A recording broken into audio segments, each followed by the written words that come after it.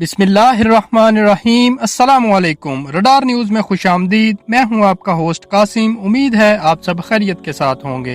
America और Iran की बढ़ती हुई कशीदगी के हवाले से एक पब्लिक अवेयरनेस मैसेज आप तक पहुंचाना चाहता हूं। इस वक्त आलमी दुनिया की पूरी कोशिश है कि किसी तरह आग इन तीन ममालिक तक फैलाई जाए।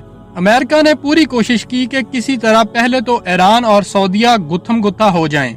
जैसा कि अमेरिका ने इराक से सऊदी तेल ठिकानों पर मिसाइलों से हमला करके इसे ईरान के खाते में डालने की कोशिश की और ईरान के ऑयल टैंकर्स पर हमला करके सऊदीया के खाते में डालने की कोशिश की ताकि ये दोनों मुल्क लड़ पड़ें। और वजह जानते हैं क्यों? वजह यह है कि एक मुल्क में अहले तशी मुसलमानों की अक्सरियत है और दूसरे में अहले सुन्नत मुसलमानों की अक्सरियत।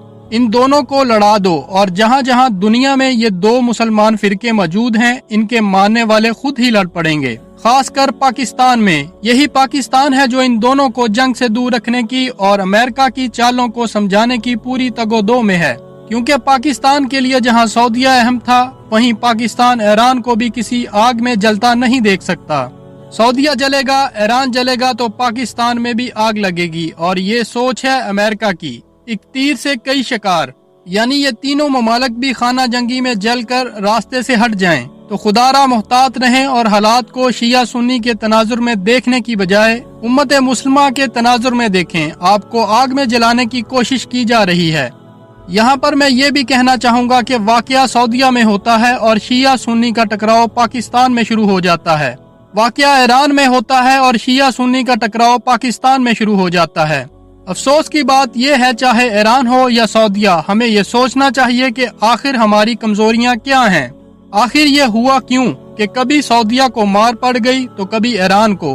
मसला सिर्फ यही है कि हम बटे हुए हैं। पाकिस्तान में हमेशा ऐसे मौका पर आधे ईरानी बन जाते हैं और आधे सऊदी। और अफसोस की बात यह है कि दुश्मन हमसे लड़ता है और हम भी आपस में ही लड़ने लग जाते हैं, जबकि मुसलमानों के दुश्मन दोनों तरफ से ही फायदे में रहते हैं, मुसलमानों से लड़कर भी और मुसलमानों को लड़वा कर भी। क्योंकि दुश्मन के खिलाफ एक होने वाले एक दूसरे के खिलाफ एक हो चुके होते हैं।